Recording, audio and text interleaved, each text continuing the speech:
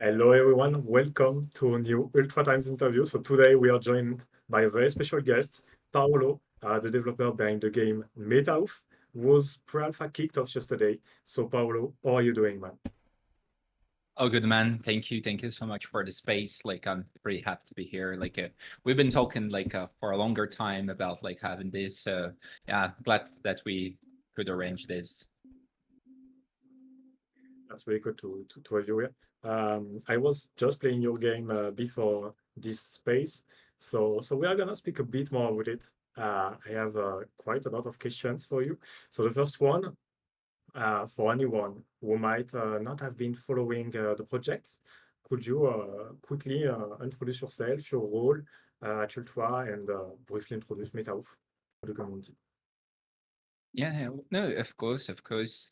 So hi, let me give a quick intro. As you may know or might not, I'm currently lead backend engineer at Ultra. So, where I've been working for the past 4 years. So it's been a long journey so far. And inside of Utra, I contributed across many parts of the platform that we are used to be seeing.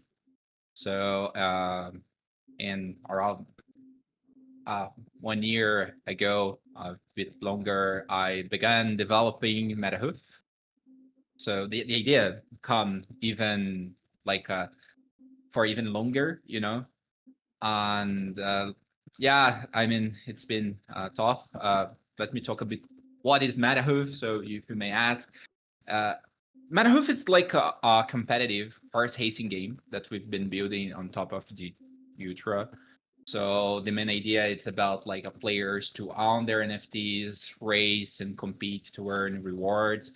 And these rewards can be even NFTs, tokens, etc., that we can be enabled through the economy system that we've been developing. So it comes with this idea of a play to earn with this design, and we're really doing something community driven, and also looking at some sustainable model and thinking about this kind of long term growth where the game is solid and stable and that kind of thing.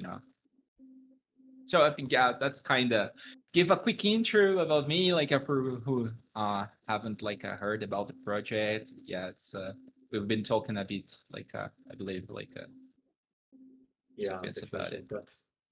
That's perfect, man. And plus, you are not alone on that project because on the previous AMA, we saw you were often with other people. So could you maybe introduce themselves and their roles in the project?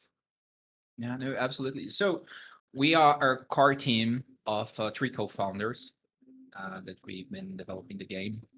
So we distributed hats inside have this kind of different roles. I've been involved. I mean, I did the allies, but the guys start sharing out this kind of stuff, and then we join in and start to make things. So we have Aline. She is our COO, COO, CFO. She works more in the operational part, where she handles things like legal, taxes, all this kind of stuff that all is behind the game and that need to be settled to have it properly running. You know what I mean? So, and of course, we all contribute directly to the game content and designing it. Like we have a very small team, so it's all contribute. It's all about contributions. And we have Nico. Nico, it's his background. It's around marketing and sports journalism as well. So he's bringing the idea of project management. He has been deeply involved on how we can position ourselves, and also again game design, bringing game content, all this kind of stuff has been developed with them. This is the core team. uh, and then we also are relying on some external contributors, freelancers for different areas that we don't have the full expertise.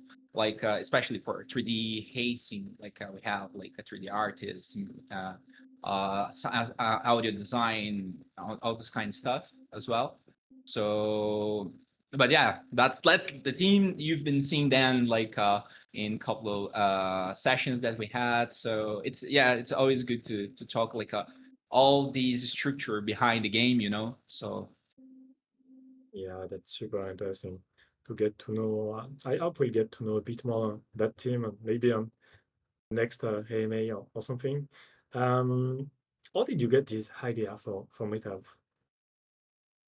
so yeah, it's been a while. So this kind of type game is something that like always been, you know, taking attention. Then like a plus, it's not just a rough idea. It's like there are like some other contest behind it, like white horses. Like I am a sport fan, like in general. So this thing about competition, about like strategize, it's something that I've been like playing with my casual games that I use it to play as well. So it like come together with this. Then plus the idea of bringing technology, bringing ultra technology to build something was something that's always been, you know, on my thoughts regarding like, all right, if I would build, what could I build like in a model that could work and showcase everything? But then it comes like more as an idea and it start to shape, you know. So that's what I mentioned, like it's come even longer than when we started the first sweat about it, you know. Then we start to develop and start to create more foundation and like behind all of the kind of stuff. So it comes like, I mean, I'm very sport fan, so like it helps a lot on it. So I used to often go to few races on the and Sundays. So it's yeah, helps to drive it. Super. That's really cool. On the Ultra side, I think you are the first game to actually publish a finished game, or at least a finished alpha game, on Ultra with the full tech behind it, even before Empires, which is very cool because I think everyone expected Empires to come first, and finally you are the first one. So that's very, very cool. And on that side, I was listening to your AMA yesterday, and you were speaking about the web wallets coming maybe to MetaHoof. And we saw some documentations for we have some people looking on GitHub, etc., and they saw a documentation on that. Um, can you tell us a bit more on that, or is it a bit too touchy, a bit too you know? It's really about like the concept behind web wallet as well. It's not only for MetaHoof, but it's for even for Ultra, it's a way to expand the horizons. And when we built a web wallet, we are thinking about like a broad adoption where we can have dApps and connected to the ecosystem in a way that we can expand. You don't need to care about like which kind of device you are. You have your EBA account that we call like in your hands, so independently. So bringing it to MetaHoof, like it's also like something that while you're developing the game, you start to think, okay, how to uh go broad, like how to like, increase the audience. And we truly believe that this part it's a key part to achieve it. So it's transparent. It's like sounds like Web2, where you create your account and you synchronize your banking account in your pockets. You know, so it's this experience that we want to deliver on it. It's about it. It's about going broad and reach and break all these kind of barriers that we may have. You know. For example, if I wanna play MetaHoof or Empires, for example, in the future Yeah. on my mobile phone, will I be able to play it without any issue or anything, just from my phone? That's the idea behind it. So the way that the web wallet is done, it's about like to bring the portability that you can play whenever kind device you are. So it's like a browser friendly feature, right? So any kind of modern browser should be able to rely on it. So uh, well, even in your phone, like through like different devices, I could say even different kind devices. Imagine you like around your TV that you have like is running on some um, browser engine. It's little possible. It really depends, of course, like on this part, the tech that's behind it. But regarding functionality, there is nothing that could block like to you to like access MetaHoof in your in your phone. So regarding the game, for instance, like right now, that's like a natural next phase that we are going to face as part of our development is it's about to think about mobile first, where the game should be like accessible to everyone anywhere. So we started like with the PWA, but the idea is to bring the responsiveness and dedicated user experience for mobile. And in future, of course, like how things scale, we want to even improve it through native applications. But for now, yeah, like just in fact having the possibility to, uh, have your import your app to a mobile mode, like your website or the app that runs already in the browser and being able to access it from anywhere, it's like just a big key milestone. And it's increased like the possibilities that you can think about the ecosystem itself.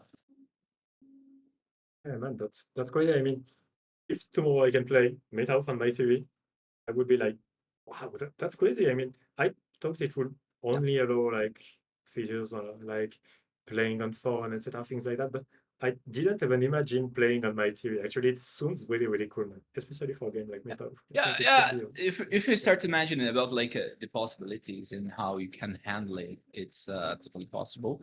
Of course, it would depend on the kind of device. Again, it's like a web version, so you can integrate it like depending on the device and the hardware. Like if the software is running that kind of giant, yeah, that's totally possible. I don't know if I am if I'm making a mistake by doing this. So maybe you will correct me, but I'm not sure there is an equivalent on the market today who like who have something like the web wallets on a blockchain for allowing this kind of thing, this kind of connection with the blockchain directly from a browser, etc., without having a Uh, web wallet. I mean, like the one yeah. we have right now. And today, like if we look at how immutable could work through their immutable passport, they offer like some sort of experience. Of course, their ecosystem is like different from what you proposes in terms of entire ecosystem. But regarding like the tech behind it, it's we could compare at least like the experience looks like like the passport could be integrated for developers though. I can say that like the integration with neutral wallet today as is, it's kind of straightforward because we are bit like even said at the beginning that we published a few experimental docs already, and actually it's ongoing at the moment. But the idea behind it, it's like as you integrate your extension, how people integrate like MetaMask uh, and the Ultra extension as well, the SDK we will wrap it. And the idea behind it, the web wallet, you we work like your entry point to communicate with your Ultra account for from the wallet perspective. So if you whether you use like the extension in your browser or if you don't have it, like it's go back to the web wallet and you have like access to resources like straightforwardly and seamless. Like seamless, I think it's one of the most important words here because it's way easier to onboard like people that are not that familiar with blockchain, for instance. Like again, it's going to follow us a similar flow which people are kind of using the web 2 world. I mean, I think that's the key thing around it.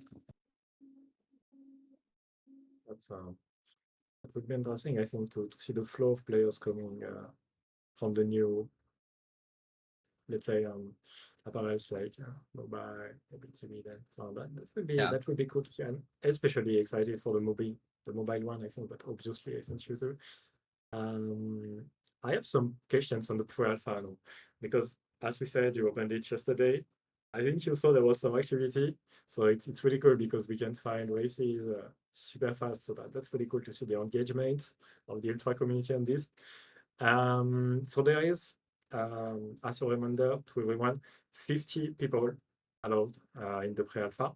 It was a closed registration at the beginning, and in 2 weeks, I think, you will Mhm. open the public alpha, I think. So first, for the closed alpha, what types of rewards will players be able to earn? And what will Yeah. it be for the public alpha, if you can say already? Yeah. Okay. Let me put a little disclaimer first regarding it and how we are structuring, because this like kind of links with what is our roadmap. The alpha might come a bit later than the pre-alpha because even we needed like the time window to fix and polish the things that we've been doing with the pre-alpha, right? So the pre-alpha is running on testnet, and this is for this close to the public that we have, and it's for the community itself that is following us and helping supporting us even from the beginning. I know that like 50 spots were even enough to fit everyone, but we had to run this limited at this time, and that's the nature of like the process to increase the access. So for pre-alpha, we have established a few rewards already, to add the sense of competition and strategy that we like a project for the game, you know because one of the ideas behind like of the pre-alpha was, okay, let's stress a bit, like let's make people start to strategize and see how the game really works, and avoid that kind. I just need to add my horse to race every single race. Now you can start to strategize if you want to position yourself in a good position in the leaderboards. So the game is like, yeah, the leaderboards mechanic is something that we are going to play a lot for the coming weeks, and even for when we launch the alpha version on mainnet. Because through the leaderboards, we can measure like how your progress is going and reward you accordingly. So at this time, like we are, of course, first thing first, to everyone that has registered into the this pre-alpha, we want to deliver some special NFTs that we're going to unlock rewards later as well. Not only like straight away. It's like also about recognize the community participation this part of the process.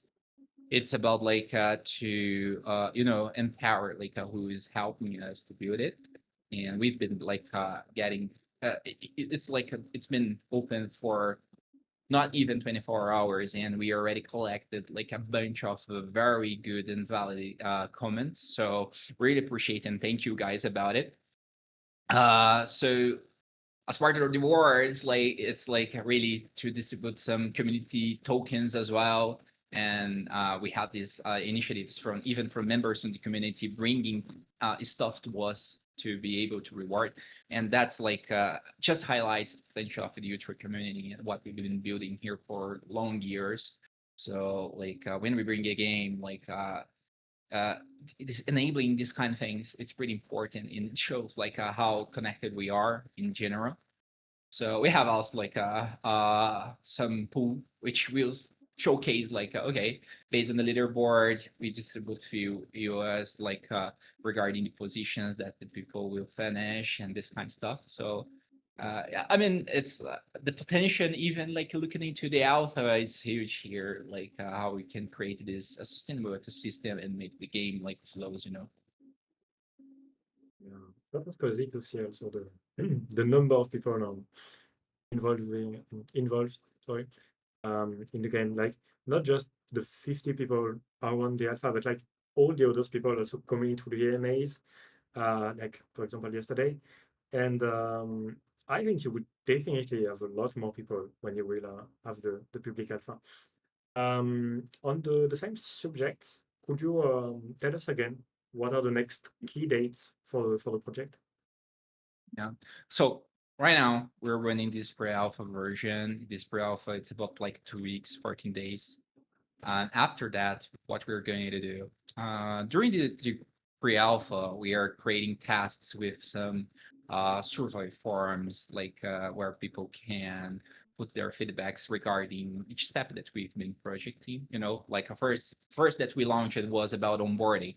We want to know how easy or how hard is the current onboarding, the first time user experience. That's something that we really care. We want that people that join the game could provide it to us, and that's why like this pre-alpha it's much valid because we can extract it. After this we can get this collected information and we can work to polish all these mechanics and start to prepare the alpha. Alpha once more, it's going to be on mainnet, so it's we are talking about ownership already and like make it possible, you know.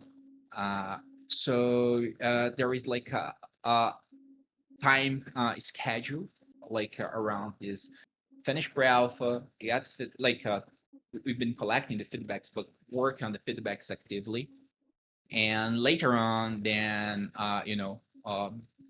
go for it. So together with this we come with our founders collection. That's like a we live between the pre-alpha and the alpha version. So we want to launch a founders collection, and what it is about, it's something that we want to help to fund the alpha version, but giving value. And the value that you extract is straight away from it. So we don't want to put like a big schedule between you go for the minting of the founders and like I'll play like 6 months later. No, we want like to launch it, something that you see the entire value of it. And that's our main difference from like what we want to do with this. It's about to bring value. It's about like really create it. So it's not set on stone regarding the dates, but our plan is to launch our alpha at the beginning of August. So would be like 1 month, like regarding where we are to launch our alpha version. Having in mind this window for these founders collections to run.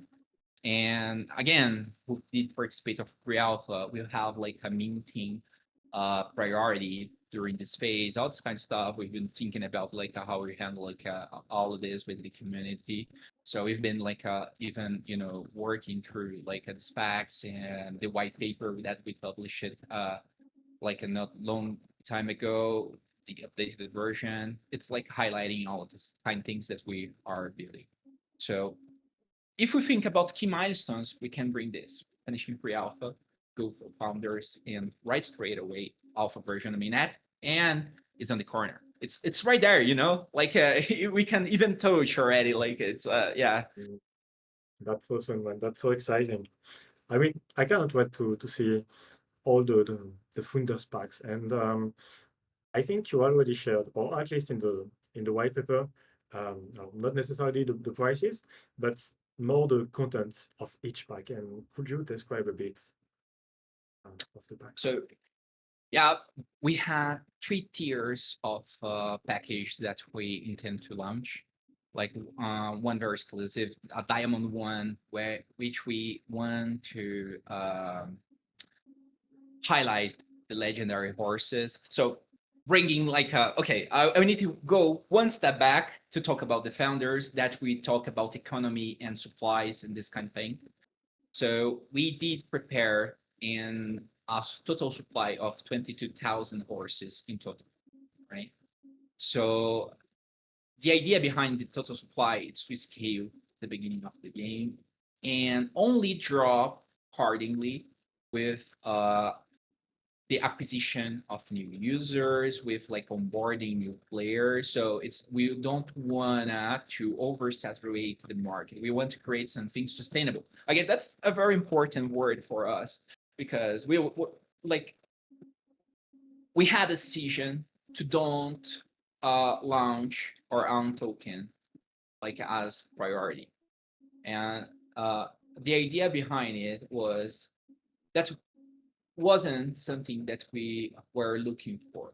First thing first, like we decided we are going to use EOS as the part token for the game, and like how it will behave inside will be on top of EOS.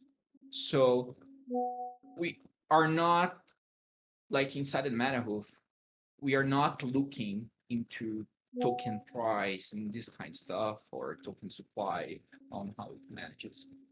We want to really to deliver the experience. You see, like it's like a mix as well of this abstracting a bit of that uh, idea of Web3, that you have like to go for the TG with token and those kind of things. No, we, yeah, one step back. We like decided to focus on the experience of the game, right? And then with ownership, and that's why like the supply, it's so important for us. Like we did create the supply of 22,000, and at the launch we are just getting a piece of it. You see, so then like all the entire supply by definition of our white paper, uh the heritage of the horses, the genesis horses is who like populates the game.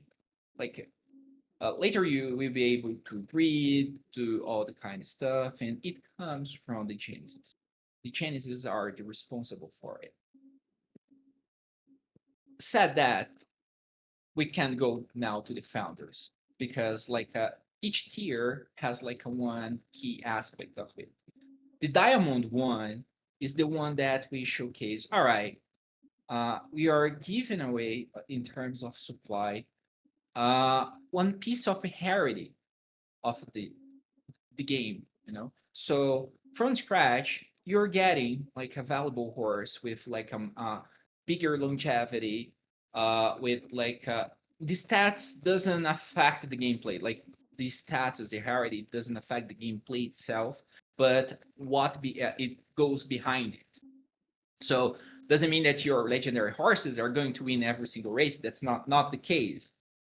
But the entire ecosystem, like the longevity, the potential of breeding, that's a different thing. And all Genesis horses have like this potential of breeding higher compared with horses that will be uh, uh, the result of the breeding on like later generations, for instance, right?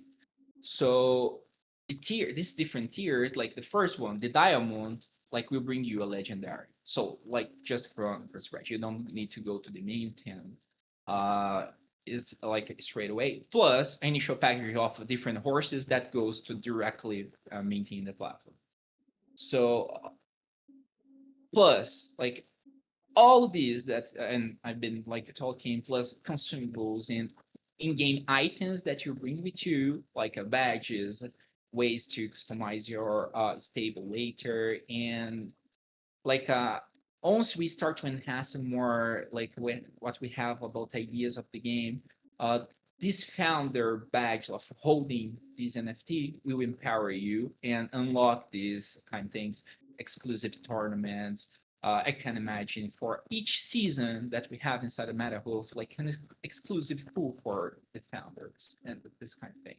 So the entire ecosystem start like to run around it, and then we go to the two different tiers, which is the gold and the silver one. Each one like will hold like a different number of NFTs that you collect just from the beginning, plus like all that I've been talking about, like these access to tournaments. Like it's like a premium pass. You like getting a hands your premium pass from the beginning that we can like I can think, and it's designed to the early supporters from the game. And I think like I kind of cover what is it, and of course they like open the gates earlier to you inside of the alpha, so you start playing around like in the corner, and of course did participate of pre-alpha also is going to get onboarded. But then we have like a distinction and the game, like one key element, we want to bring the element of free to play as well. So let's imagine I don't want to spend to start a race. Like we are going to have it like available in a sort of way that we can have everyone try the game. And once I got and the test and I understand the game loop, I am interested on it. So I want to jump in. You're going to have that ability. That's It's that would be how to say. I mean, if I don't want to spend any euro on that, I can just get the free pack at the beginning, play and enjoy my game, and then I will not need to spend any euro. But there is a point I didn't fully understand. Like, imagine I want to buy a pack, and let's imagine I want to buy like the 20 bucks or something one. yeah. How will I do? Um, will this pack allow me to surperform any other player, or will it just be something?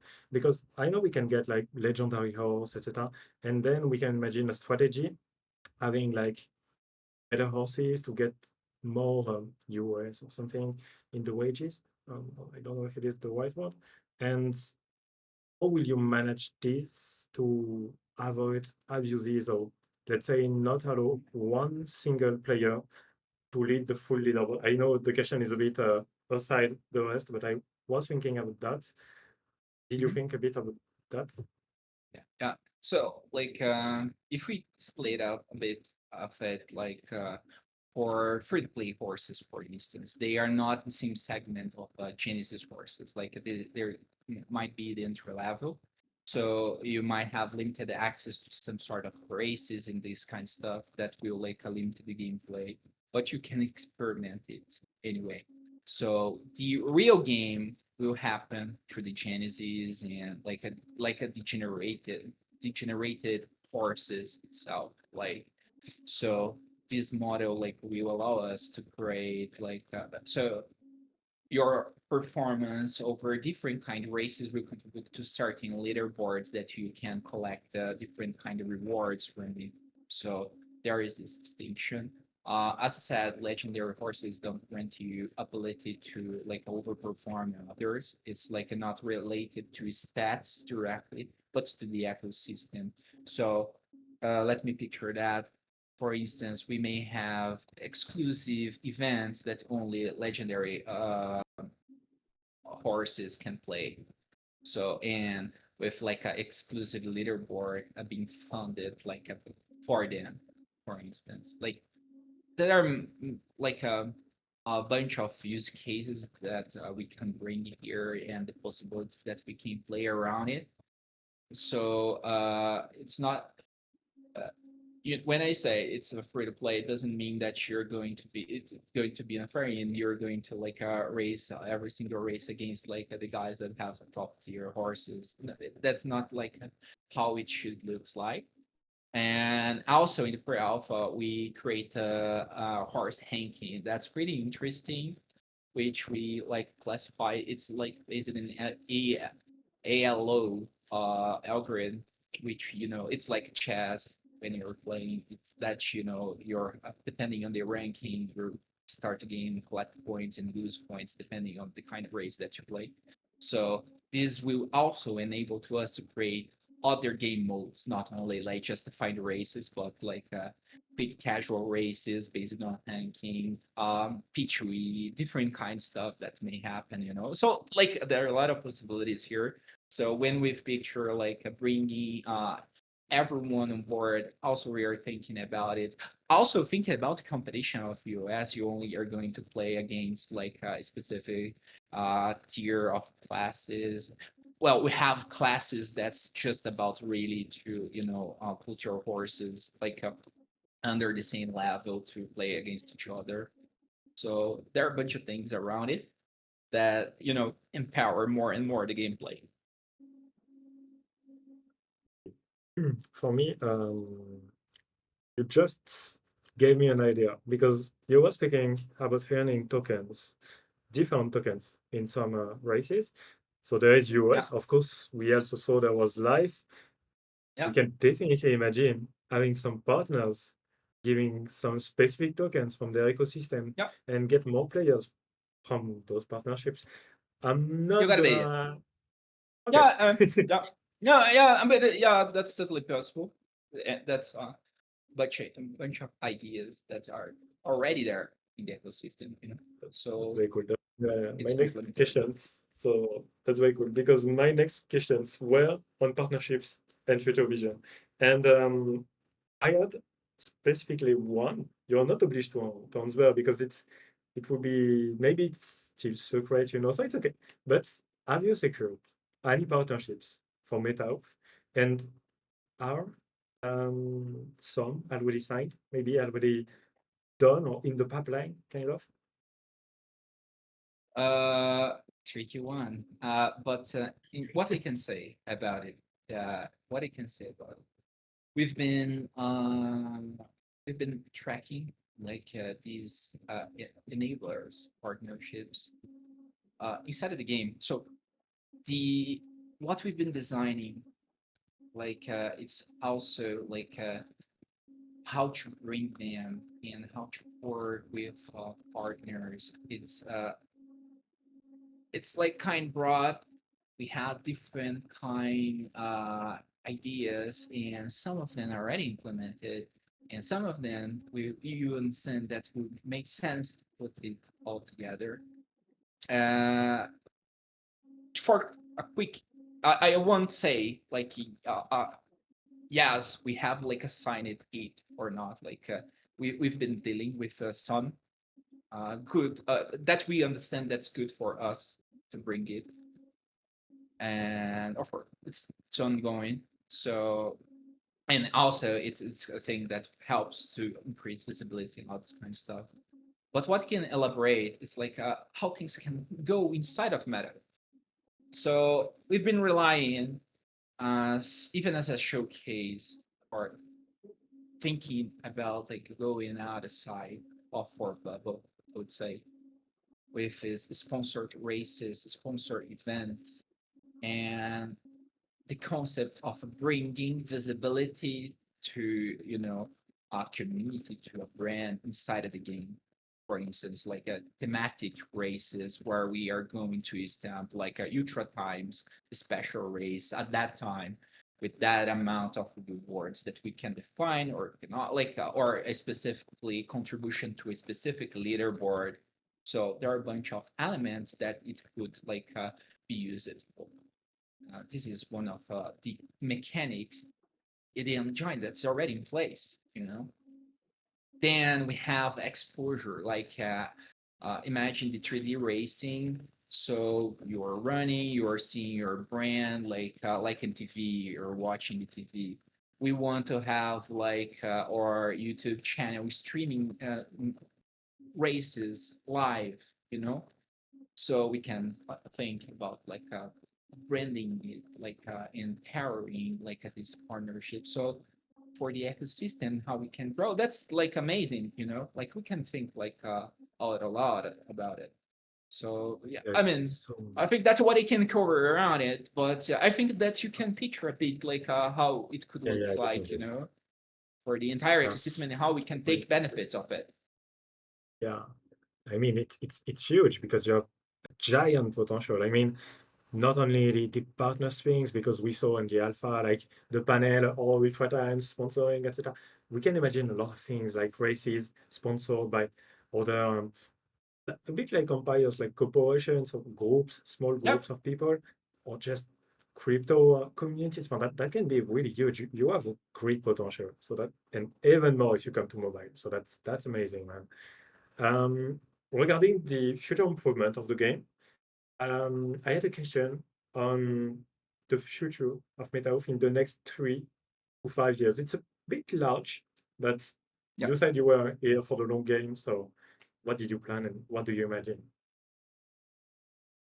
Again, I can't say about like we've been projecting the gameplay, the economics to be sustained. That's first thing first to avoid oversaturation, and we are going to find some works, like how this model is going to work. So we are projecting on that way. So when we see like this kind of game, uh, not even just horse racing game, there are some that outside there. We have like a big one that had troubles in a short Oops, space no? of time. Uh, so it's regarding how they manage kind of things regarding the economy and how the NFT market kind of suffered or also like these past few years. So we want in 3 to 5 years project ourselves like as lead of a horse racing game and for this niche. I believe that's absolutely something that we can aim for. We have like what we're projecting here. It's like not only give. So many times I've been repeating it. Like MetaHoof is not going to be like a better casino game. It's like about to strategize. It's about like how do you plan your horses and you play around it. So it's something that we are looking for to have this competition happening, and these elements. It's more like really to empower who owns the horse and wants to play the race. So we have the potential to build this community around it. Like we are starting from neutral community, but let's go, start to expand it, and then with all these things that I've mentioned so far, you can see, and that's what we project as success of the game later on. Yeah, yeah, definitely. I think that's also what we are all waiting for, like expanding the ecosystem. And in the case of your game, not just Ultra players, but also players from the outside, from other communities, and bring them to Ultra, and then Yeah. and then integrating them to the whole ecosystem. So that's definitely the goal, and that's really exciting to see games like yours integrating the tech and wanting to go outside the ecosystem and go bring the players like so that's really really cool. Um, Also, you were speaking about kind of concurrence. Did you? I think you heard about, but did you hear about Stables from TMU, Yeah. I think, in France. So, for example, compared to Stables, what are you bringing and what did you learn from what happened to them, for example? Savers is a good example. Also, it has that like it's a good example on how we want to make different. It's really regarding supplies, and I think one of the key things we don't are like pushing ourselves in top of the token. So uh, it's a different way to think and to project here. For MetaHoof, we are empowering the ownership.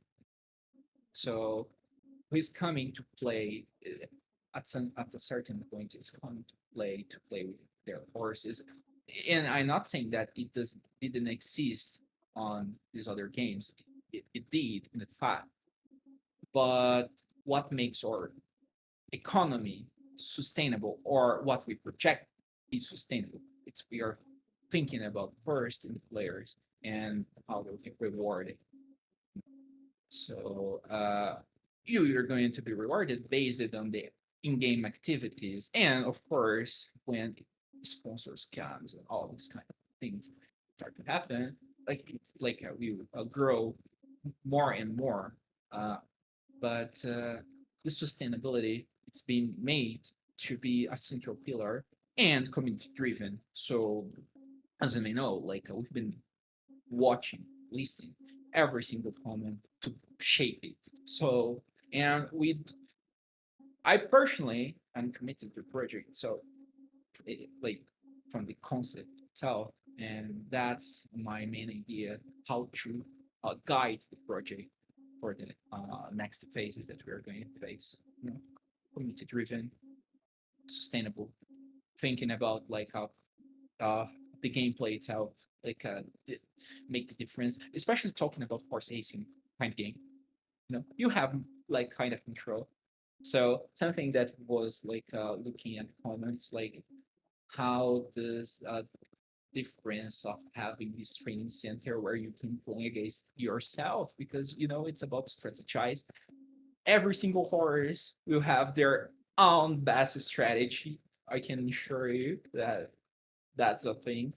So yeah, that's I mean that position ourselves differently from them. We are building it in a way that it's supposed to be sustainable and not on top of a token. And that's not was they did from the beginning. And that's a made for us from our game model, the best strategy that we could find at the time.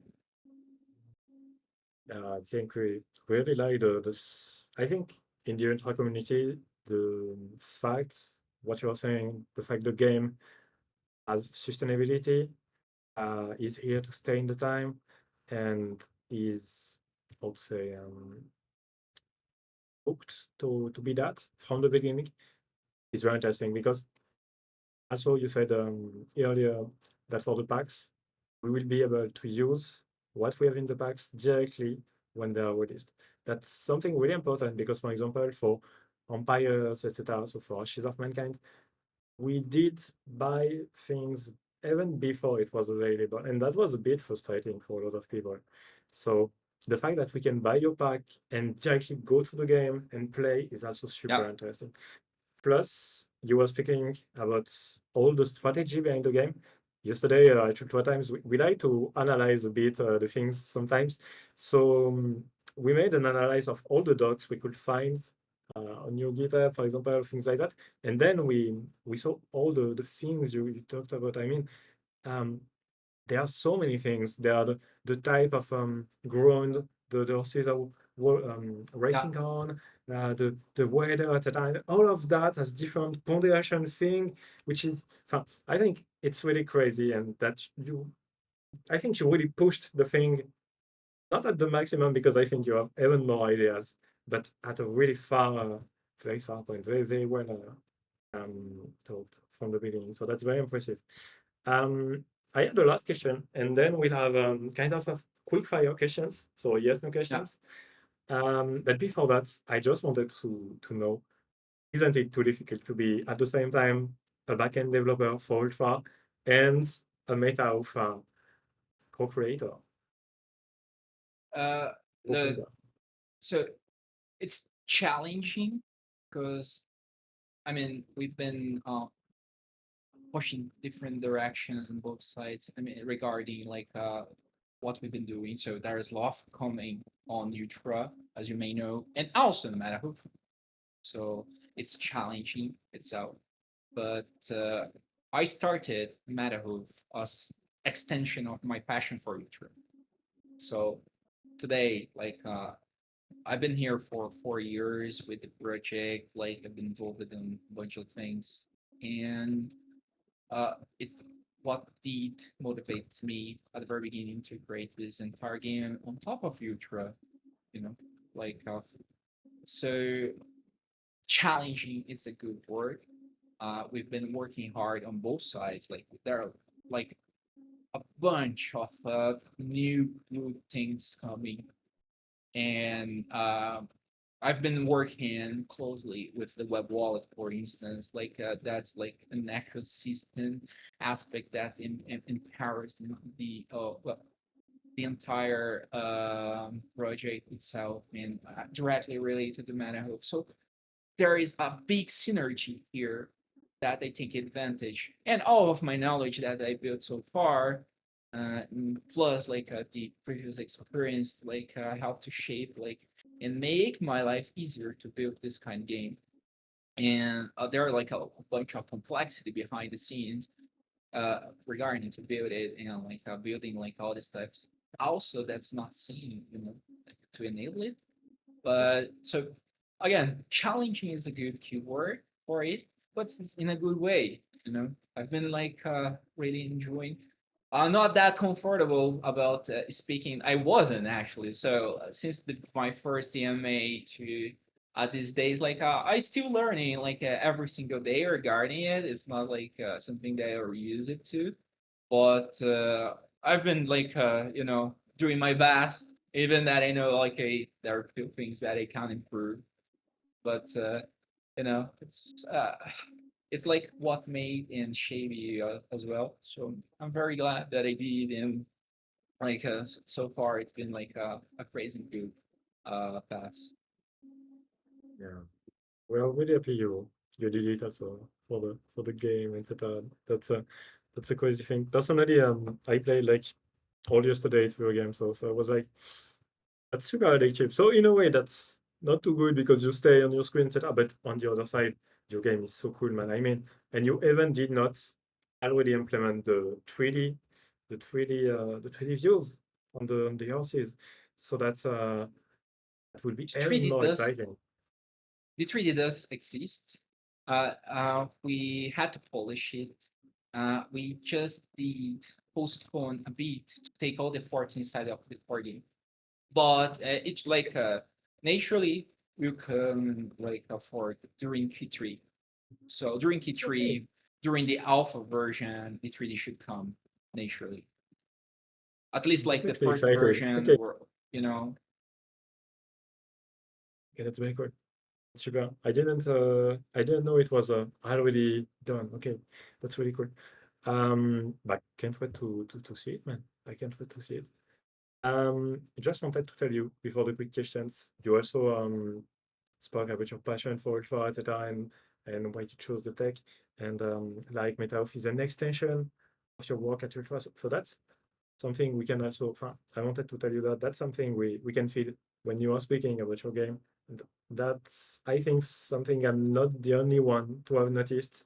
So that's maybe why you have such an applicated community. We can feel the passion, man. So that's really cool. That's crazy. That's really really nice to have built with your team. Okay, let's fire the quick questions. So the rules are easy.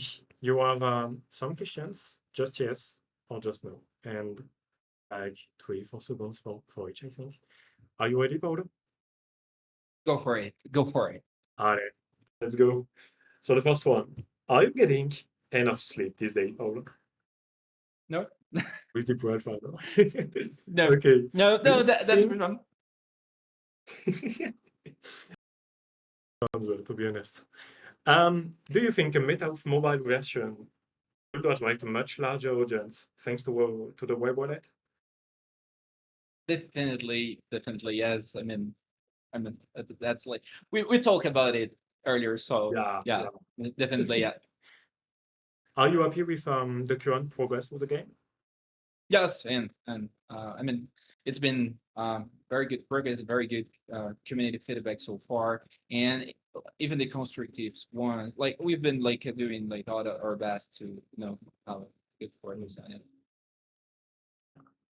and Is the meta of team still growing over time, or do you think you will stay like 3 4 and then having more prestataires? I don't freelancers. Sorry. yeah. So no, not right now. Like right now, we are not expanding it. Like we are like in very beginning of or launching the game itself. So hoping progress in the future. We yeah, indeed, we're going to scale, but not right now. Right now, with the Pro Alpha, do you take more pleasure working on MetaHoof or actually fun? Is it okay? Uh, yeah, I not hope at yes all. is not Cause watching. Yeah, I mean, yeah, this is like really longer. If I got it right. I mean, MetaHoof is an extension of all my pleasure working in Utah. And like what I've been doing in Utah and been involved on different initiatives. Uh, Web Wallet is like the closer one that we have right now, and but there are a bunch of them that were working in the past and that is still working. It's like just one each other complement. You know, it's a mix of it. I can't say that's like but I mean it's like a one complement the other. Okay, that's on an equilibrate. Okay, that's good. Game development is a passion that I have because I'm a gamer. So I mean, it started as a hobby at very beginning, in the extent. Anyway, sorry, I took a bit longer on this one. No, it's fine, it's fine. Um, can we expect some kind of heavy marketing around the game at the public release? Uh, Heavy is tricky. Yeah, yeah, We have like a maybe a bit more. limited resource because you see, like we are self-funded. So even for like it's not only development, there are like a bunch of things behind scenes like that happen to be more infrastructure, all kinds of stuff. Like it's that we are purchasing for main apps and stuff. Heavy is too much. We're like again back into the previous question regarding partnerships. Like it's going to help us, of course, with this. So we are doing the most as we can with the resources that we have. Okay. Anyway, if you go, I guess you will re-inject, etc. And that's a virtuous cycle. So that's normal for small studio, let's say INTS, I think it's the name of Yeah, your studio. So that's MP normal. Labs. That's completely normal. Okay. So the next one, do you think the game would achieve the very symbolic step of 1 million players a day? Nah, no. Why? I need to be straight on this. No, the game is not Okay. like it's economic, and that's by design, or economic. Okay. It's designed not designed for 1 million Okay. How many players. Yeah, then that's like a good compliment. We think like yeah, a good projection of the game it's around 10,000 players to 50,000 players. okay. I lost you Okay. for a moment. I don't know if you got like that fully. Hmm? Did you get it fully? Because I lost you for a little moment. Yeah. It was just the camera, so I heard you. Yeah. All right. Yeah. Okay, that's good. But the last one is a bit more funnier because but as I said, I played a bit the game yesterday and I saw the MAN, so I saw God given terrible scores, let's say. So that was kind of fun to see. And I saw some races with him. I had some races with him today. I think he improved a bit, so that's good. But do you think God given has a chance of breaking into the top 10 at the end of the 2 weeks of pre alpha? You can be honest on that. It really depends. Like you were there yesterday, so one of the God-given horses' name is Ragnar. But we Yeah, made a I know. joke that he's using Ivor as a strategy. So if he's still using that kind of strategy, not definitely. But he's a scientist, so if he starts Python, probably we can take a look in the leaderboard in a couple of days and let's see. Let's see. Depends Will on be the interesting to follow. strategy. Yeah, Yeah. yeah, indeed, Actually, indeed, it right, is. right now is not that bad because he managed to beat my horse, my best horse.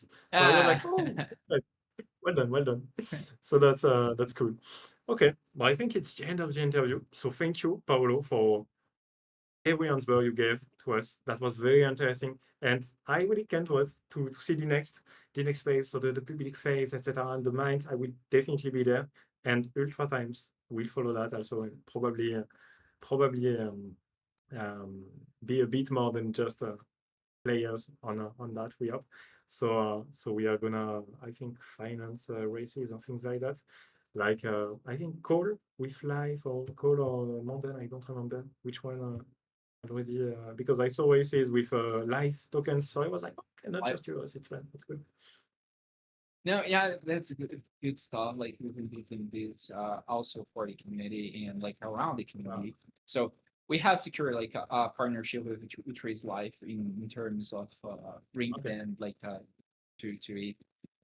We want to launch like the pre-sales for the founders on the Trace Life portal, like where you can access the marketplace and mint from there. Good, So good. we have Mendiam contributing to us. We have Ultra Times that we are going certainly to the some cultural stuff about it. So yeah, and then it's once more like to like kind of finish my presentation. It's a project being built for community by a community member and by a Ultra, of course. Like I Ultra member, but like I'm more Paulo building the game here, you know. So it's like uh some frustration, some thing is something that I always share it always together, you know. So I feel some things that sometimes you feel so, but we are doing very hard to make this like happening. And the medical is just like we're delivering too much here that you can probably feel it as you even mentioned. So it's very good. Thank you so much for the space here today and like to talk like with the community directly. You know, Thanks to you, Paulo, because you are bringing a new energy also to the community, and I think most of us, and again, we're a bit frustrated with umpires, etc. Things taking time. It's normal. It's video games, so sometimes things are a bit delayed. But with your game, I think you gave more hope um, to some people who needed it. So seeing a game like that coming, even in alpha, etc., it's very encouraging. We see the first real use case, finally, of ultra technology. So that's amazing. So thank you for that, Paulo. Really, thank you for that. That's pretty cool. Okay, so I think we are done with it.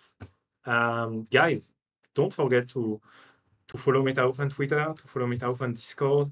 Um, when public alpha will open, of course, join the game. And also, yeah, also don't forget when is the? I don't remember the dates for the Founders collections. When you will, it's going to be maybe it's not set. It's not settled yet. It's going to be planet according with the alpha. So okay, it's on the way. It's on the way. That's I can ensure. perfect, perfect, perfect. Okay, super. Thank you very much, Paulo. Thank you to everyone who watched this space. You can find it back on YouTube, I think, in replay. And Paulo, maybe we'll have another one later, maybe in some months, maybe in 1 year. That would be great to see the evolution of the game. For sure, Yeah. things will work well because things are already very good for us. So that's very cool to see. I can't wait to see more. And by the time I'll try to finish first on the podium, it's not done yet, but I'll try. It's difficult. I have some Let's go. good concurrents.